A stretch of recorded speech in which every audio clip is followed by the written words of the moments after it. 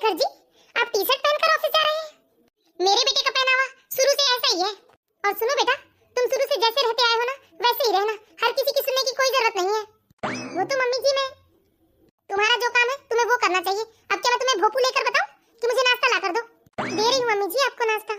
अच्छा ठीक है मम्मी, चलता हूँ मैं। ठीक है बेटा, जाओ तुम। लीजिए मम्मी जी आपका नाश्ता। सुनो बहू। जी मम्मी जी। एक बात गांठ बांध लो बहू, मेरे बेटे को बदलने की कोशिश भी मत करना।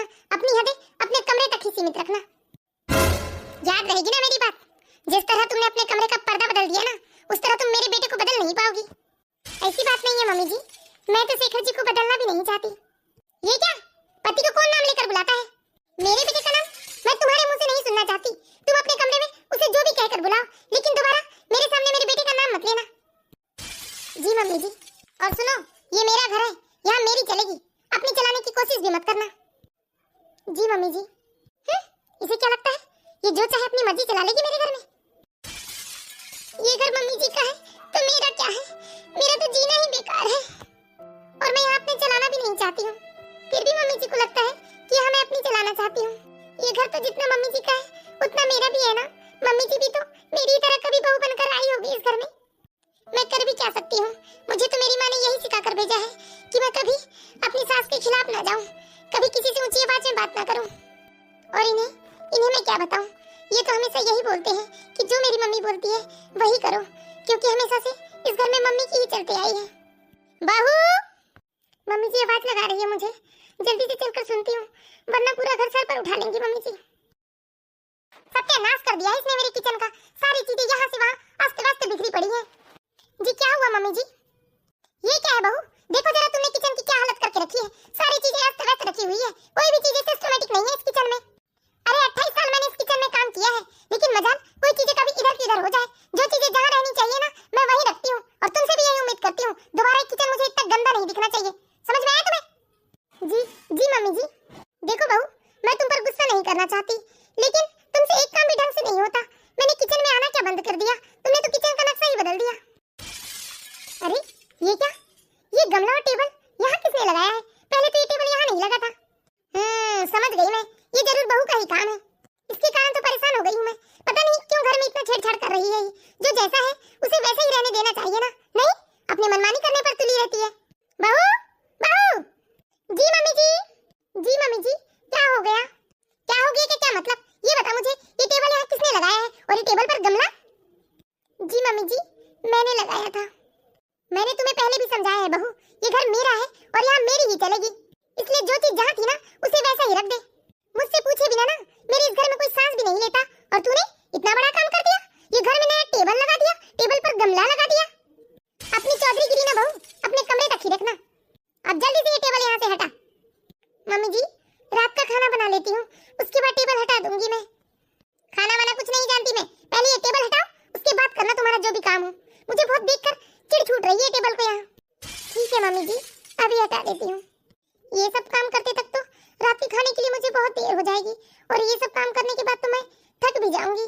फिर कैसे रात का खाना बनाऊंगी? मम्मी जी हमेशा ऐसा क्यों बोलती है कि ये घर उनका है और यहाँ उनकी ही चलेगी? क्या इस घर में मेरा कोई अधिकार नहीं है? टेबल जल्दी हटा देना बहू। जी मम्मी जी। इस तरह से सुमित्रा जी अपनी बहू को ऑर्डर देकर चली जाती है, और बेचारी बहू अकेले ही मेहनत करती है और जो चीजें जैसी थी उसे वैसा ही रख देती है। हे भगवान, इतनी मेहनत करने के बाद तो मैं बुरी तरीके से थक गई हूँ, और रात का खाना तो शायद बना भी नहीं पाऊंगी मैं। एक काम करती हूँ, इन्हें फोन करके बताती हूँ, शायद ये मेरी बात समझ ले और खाना बाहर से पैक करवा के ला ले।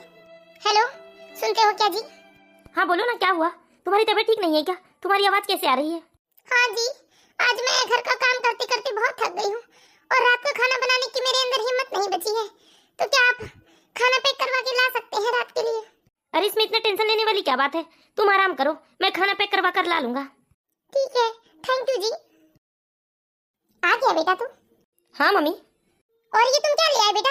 ये कैसा थैला है तुम्हारे हाथ में? वो मम्मी, पूनम का फोन आया था, वो बता रही थी कि वो आज बहुत थक गई है और उसे कुछ ठीक नहीं लग रहा है, इसलिए वो खाना नहीं बना पाएगी रात का, इसलिए मैंने बाहर से पैक करवा के ला लिया। अच्छा, तो मेरे घर में अब ये सब होने लगा। तुझे याद भी है बेटा बचपन से लेकर अभी तक कि मैंने कभी तुझे बाहर का खाना खिलाया होगा? बहू, मेरे लिए घर का खाना बना कर लाओ। ये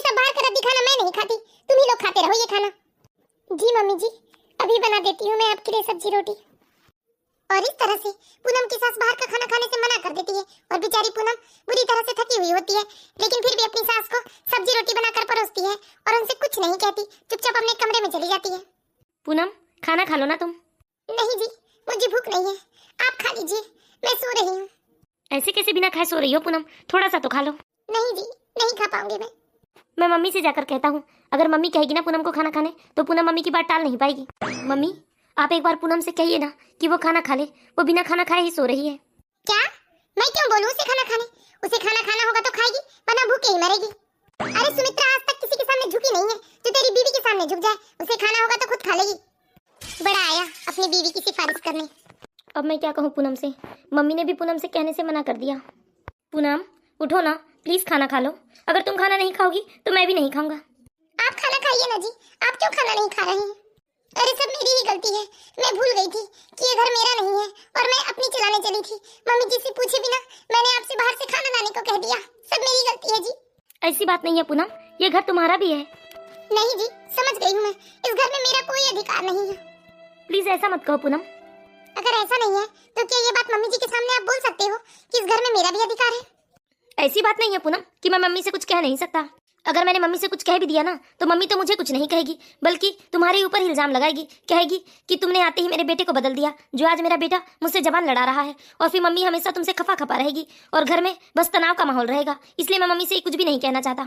ठीक है जी, आप खाना खाकर सो जाइए, मैं भी सो रही हूँ। इस तरह से पूनम बिना खाए पिए सोने चली जाती है। लगता है मेरी मधु का फोन आ रहा है। हेलो, हाँ बेटा मधु, अरे कैसी है बेटा तू? मम्मी मैं तो अच्छी हूँ, लेकिन ना मुझे आपकी बहुत याद आ गई है, इसलिए मैं कल आ रही हूँ मम्मी। हाँ ठीक है बेटा, आ जाओ। अच्छा ये बताओ क्या खाना है तुम्हें? मैं तुम्हारी भाभी को बोलकर बनवा देती हूँ सब कुछ। अरे क्या मम्मी, जो बेचारी भाभी को बेकार में परेशान करती हो, जो बना होगा वो खा लूंगी मैं। अच्छा मम्मी, भाभी कहाँ है? मुझे भाभी से बात करनी है। हाँ देती हूँ बेटा। पूनम, ओ पूनम। जी मम्मी जी। ले मधु का फोन है, तुझसे बात करना चाहती है। हेलो, नमस्ते दीदी। हाँ भाभी, कैसे हो आप? हाँ दीदी, मैं तो अच्छी हूँ। हाँ भाभी सुनिए ना, मुझे एक बात करनी थी आपसे। कल पता है मेरे साथ ना आपके जीजा जी भी आ रहे हैं। हाँ दीदी, ये तो बहुत ही खुशी की बात है। भाभी थोड़ा घर में पूरी तैयारी ना आप ही संभाल लेना, इज्जत का सवाल है।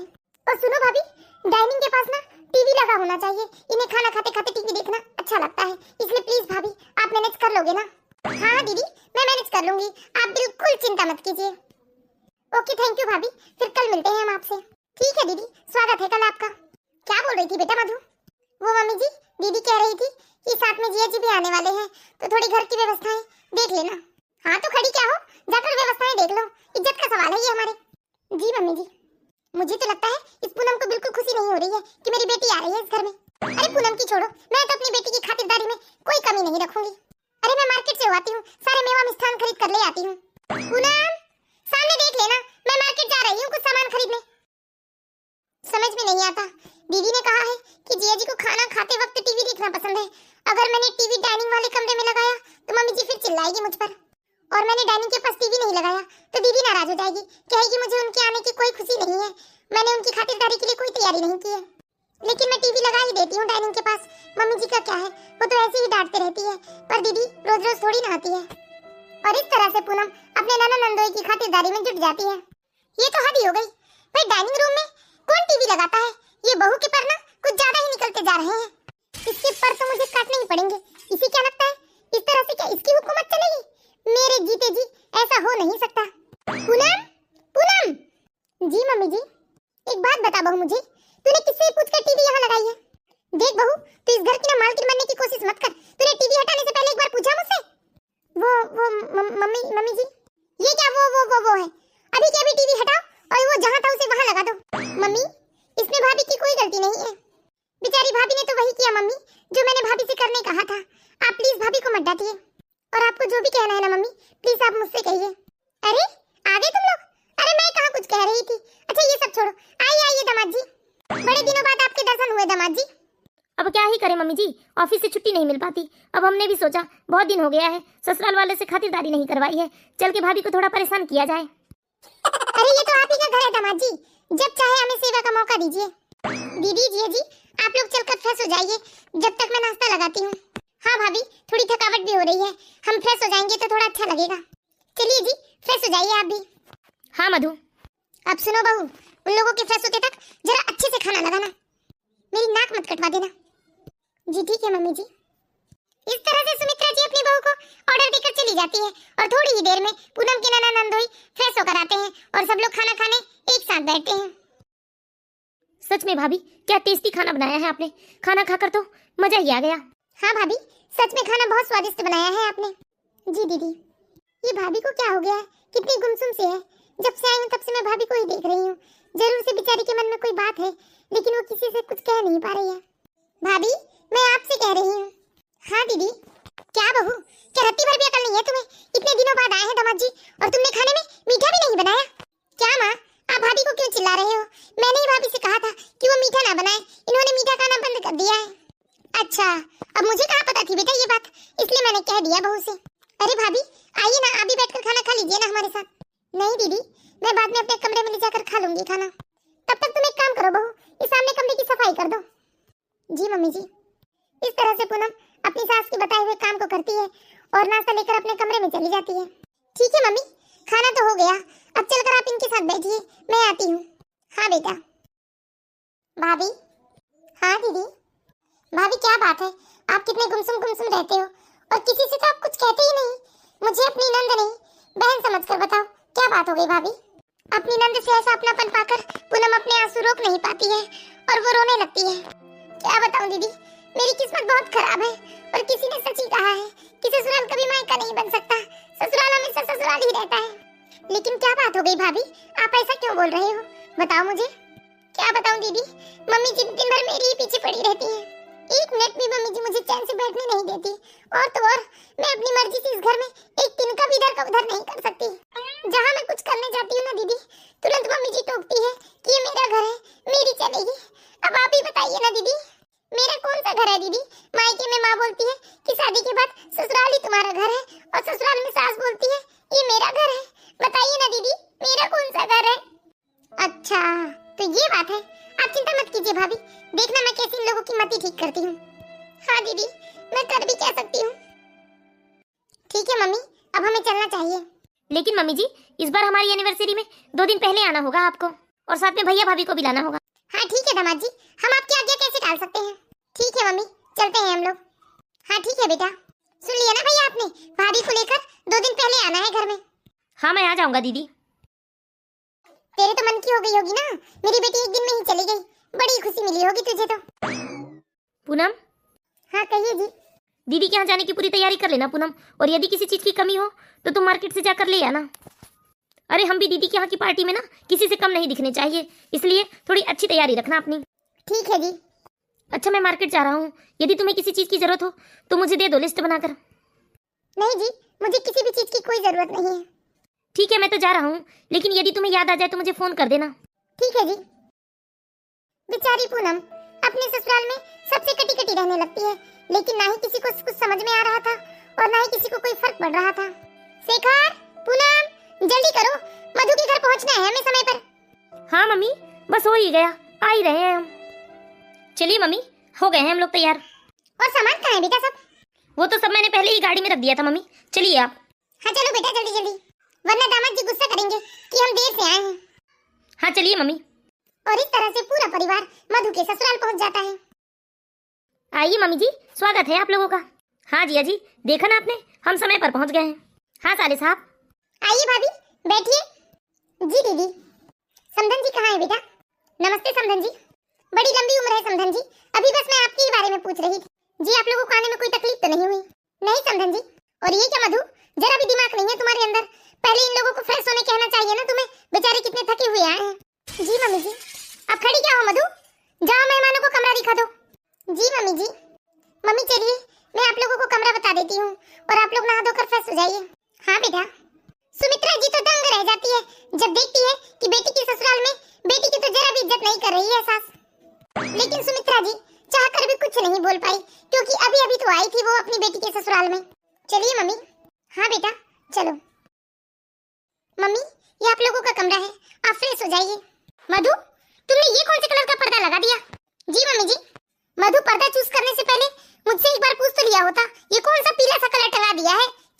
धुंधला सा दिख रहा है ये, जरा भी नॉलेज नहीं है तुम्हें कलर का। सॉरी मम्मी जी। बस उल्टे सीधे काम कर लो और सॉरी कह के अपना पल्ला झाड़ लो। आइंदा से याद रखना मधु कि घर में कुछ भी बदलने से पहले एक बार मुझसे पूछ लेना, समझ में आया? जी मम्मी जी। बेटा मैं ये क्या देख रही हूँ, तेरी सास तेरे साथ ऐसा व्यवहार क्यों कर रही है? जाने दीजिए ना मम्मी, आप इन सब चीजों पे मत पड़िए। आप लोग फ्रेश होकर नीचे आइए मम्मी, तब तक मैं खाना लगा लेती हूँ। ठीक है बेटा। हे भगवान, मैं तो सोचती थी कि मेरी बेटी अपने ससुराल में राज करती होगी, लेकिन ये क्या, ससुराल में तो उसका जरा भी मान सम्मान नहीं है। अपनी बेटी का मान सम्मान नहीं है तो इन्हें कितना दुख हो रहा है, और घर में जो किसी और की बेटी का इतना अपमान करती है वो कैसे भूल गई है मम्मी? किसी ने क्या खूब कहा है, दूसरों का जले तो धुआं उड़े और अपना जले तो कलेजा दुखे। मम्मी जी मैं फ्रेश होने जा रही हूँ। हाँ जाओ, पहले तुम ही फ्रेश हो जाओ। ये सब देखने से तो अच्छा था कि मैं इन सब चीजों से अनजान थी, बेकार में ही आ गई मैं मधु के ससुराल। मैंने तुम्हें मना किया था ना बहू कि तुम मिठाई फ्रिज में नहीं रखोगी, फिर तुम्हारी हिम्मत कैसे हुई मिठाई फ्रिज में रखने की? पता नहीं कब अकल आएगी तुम्हें। और ये बताओ तुमने खाने में मीठा बनाया है या नहीं? वो मम्मी जी क्या वो लगा रखा है तुमने? एक बात भूलना मत, ये मेरा घर है और यहाँ मेरी ही चलेगी। नहीं समधन जी, मैंने ही मधु को मना कर दिया था। वो क्या है ना, मुझे शुगर हो गया है, इसलिए मैंने कहा था इससे कि मीठे में कुछ मत बनाना, इसमें मधु की कोई गलती नहीं है। अच्छा तब तो ठीक है, बैठिए समधन जी, अभी आती हूँ मैं। ये क्या था बेटा मधु, मैं जब से आई हूँ तब से देख रही हूँ तुम्हारी सास तुम्हारे साथ ऐसा व्यवहार क्यों करती है? तुम इतना काम करती हो, एक पैर में खड़े होकर सारा घर संभाल के रखा है, फिर भी तुम्हारी सास जब देखो तब तुमसे बस मुंह फुलाकर रहती है, तुमसे बदतमीजी से बात करती है, तुम्हारा जरा भी मान सम्मान नहीं करती। अरे ऐसी खड़ी सास को तुम कैसे झेल पाती हो बेटा मधु? जैसे पूनम भाभी आपको झेलती है ना मम्मी, वैसे ही मैं अपनी सास को झेल लेती हूँ। और भाई अभी भी वक्त है, आप अपना घर बचा लीजिए, नहीं तो ऐसा ना हो कि पूनम भाभी दुखी होकर घर छोड़कर चली जाए। और मम्मी आप लोगों को मेरा दुख तो दिख रहा है, लेकिन पूनम भाभी का दुख क्यों नहीं दिखता? पूनम भाभी के साथ भी तो वही सब होते आ रहा है जो मेरे साथ हो रहा है। आप ये क्या बोल रहे हो दीदी? हाँ भाई, आप तो शुरू से ही मम्मी का स्वभाव जानते हो ना। पहले मेरे साथ भी मम्मी यही सब करती थी, लेकिन मैं तो बेटी थी तो मम्मी को जवाब देकर बातों को भूल जाया करती थी। लेकिन भाभी बेचारी चुपचाप गुमसुम रहती है और मम्मी की हर बात को मान लेती है। कितनी दुखी है भाभी, एक बार तो भाभी की साइड देखिए भाई। मेरे ससुराल वालों को तो आप लोग नहीं सुधार सकते मम्मी, ना ही मेरा नसीब बदल सकते हैं, लेकिन आपके घर में जो अत्याचार हो रहा है आपकी बहू के साथ, उसे तो आप जरूर रोक सकते हैं मम्मी। हाँ बेटा तू सच ही कह रही है, मैंने कभी तेरी भाभी की साइड नहीं देखा। आज तेरा दुख देखकर मुझे कितनी तकलीफ हो रही है, लेकिन मैं तो ये भूल ही गई थी, यही सब तकलीफ तो मैं भी अपनी बहू को दे रही हूँ। उसकी माँ भी ये सब देखकर तो दुखी ही होगी ना मेरी तरह। मुझे माफ कर दे बेटा पूनम, मैंने तुझे बहुत दुख दिया है। और आज के बाद बेटा वो घर सिर्फ मेरा नहीं हम सबका होगा, हमारा घर है वो। मुझे माफ कर दे बेटा पूनम, और मुझे मेरी गलती सुधारने का एक मौका दे दे। ये क्या मम्मी जी, आप मुझसे बड़े हैं और आप इस तरह से मुझसे माफी मत मांगिए। मैं बस कुछ नहीं चाहती आप लोगों से, बस थोड़ा सा प्यार और सम्मान ही चाहती हूँ मम्मी जी। हाँ पूनम, मैं तुमसे वादा करती हूँ बेटा, तुम्हारे हिस्से का पूरा प्यार और मान सम्मान मैं तुम्हें दूंगी। और मैं आप सभी दर्शकों से भी विनती करती हूँ, एक वादा आप भी अपनी बहू से कीजिए कि आप अपनी बहू के हिस्से का सारा मान सम्मान और प्यार सिर्फ अपनी बहू को ही दोगे। आपका बहुत बहुत शुक्रिया दीदी, आज आप ना होती तो मुझे मेरे हिस्से का प्यार और सम्मान कभी नहीं मिलता। और मैं भगवान से दुआ करूंगी कि आपको भी अपने हिस्से का पूरा मान सम्मान मिले। तो फिर समझ लो बेटा पूनम कि भगवान ने तुम्हारी सुन ली, मैं अपनी बहू को उसके हिस्से का पूरा प्यार और पूरा मान सम्मान दूंगी उसे। हाँ मम्मी, मेरी मम्मी जी तो बहुत अच्छी है और मुझे पूरा प्यार और मान सम्मान देती है। ये सब नाटक तो हमने आपको सबक सिखाने के लिए किया है।